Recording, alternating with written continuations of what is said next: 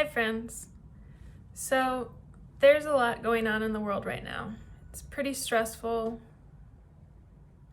and upsetting. So I thought for today's project we could focus on an art form that might help us deal with and process some of the feelings that we might be having this week. We are going to be making mandalas. Mandalas are a geometric figure of symbols. They are often associated with Hindu and Buddhist practices. They can be used as a tool to help us focus our attention and meditate while we make art. While you're constructing your mandala, I want you to think about balance, symmetry, and repetition. To make a mandala, you want to have a spot in your house that's cleared off and reasonably big. You can do it on your floor, cleared off table, just as long as the space is fairly big and cleared off of everything. So I'm going to be using my dining room table. I've cleared everything off. And in terms of the materials that you can use, I want you to use things around your house. So for my example, I'm going to be using mostly art supplies because I have a lot of those. Go figure. For you, it could be anything that you have multiples of.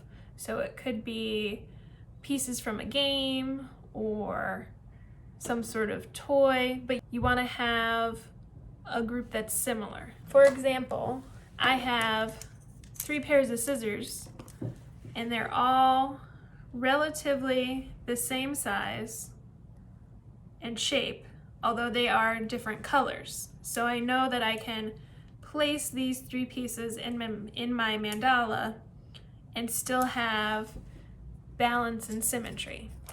I have a cleared off space and I'm going to start by gathering some materials. And when I work on my mandala, I want to work from the inside out. That way I make sure that I'm maintaining symmetry and balance. So in the very center here, I'm going to start with an eraser. And then out from the eraser, I can start to add things. Like the 3 scissors, I can start to space around my mandala. And notice I didn't put them all here and then put something else around here. I created balance by spacing them equally around my eraser, and then I'm going to add things in between. So next I'm going to start adding some watercolor pencils. And I can even think about colors and tones if I want to with these. So right now I'm sorting out all the things that have sort of brown tones and then blues and greens.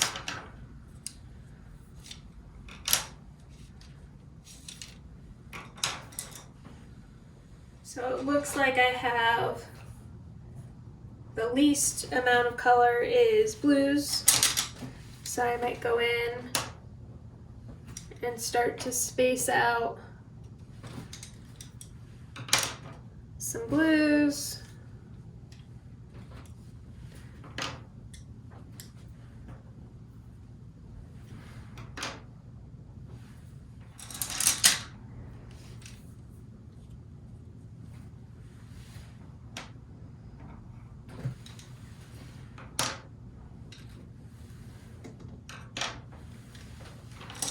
And you can think about things in terms of layers. Like you might have things that are closer and things that move farther away to create some density.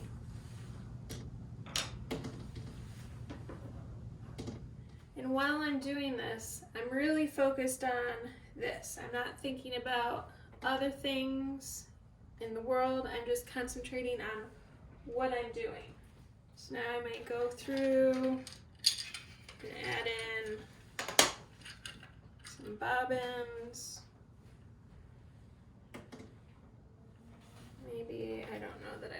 these.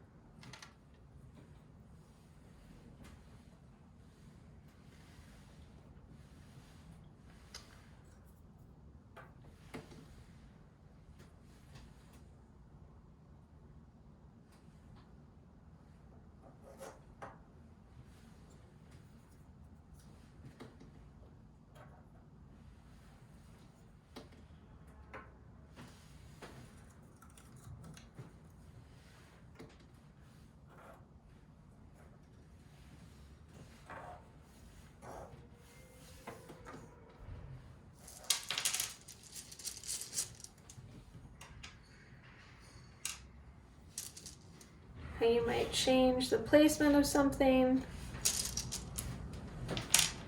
or the position of something, and how that might alter what it looks like.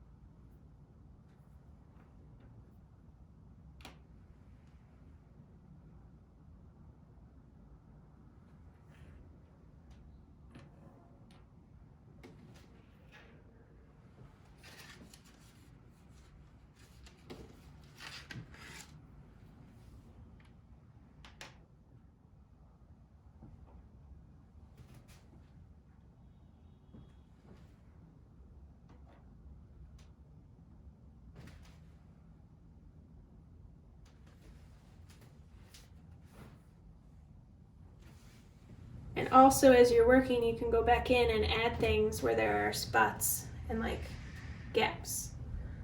So right now I could assess how I have spool, a marker, a spool, a bobbin. Spool, marker, spool, bobbin. And the pattern flows all the way around. But maybe I want to add something that's in between here.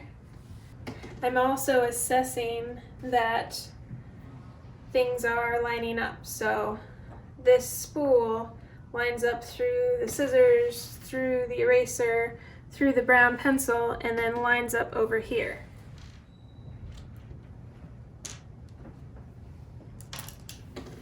So in a sense, you can make your patterns and your repetitions as complicated as you want them to be.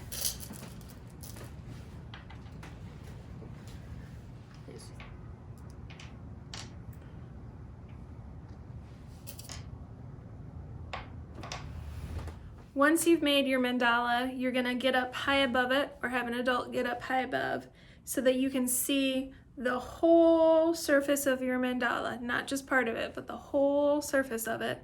And you wanna make sure that when you're taking the picture, that you're holding the camera nice and parallel to your surface. So if this is my surface, I'm gonna hold my camera straight on top, not tilted to the side or tilted like this, but straight above.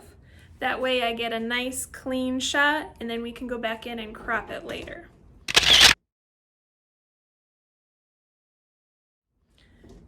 Then, once you've taken your picture, you're gonna do what most Buddhist monks do, and you're going to wipe it away. Because this is about an act of meditation and reflection. It's not about permanent art. So I've finished taking my pictures. I've double checked to make sure that they're all nice and centered so that I can crop them. And now I'm going to wipe it away.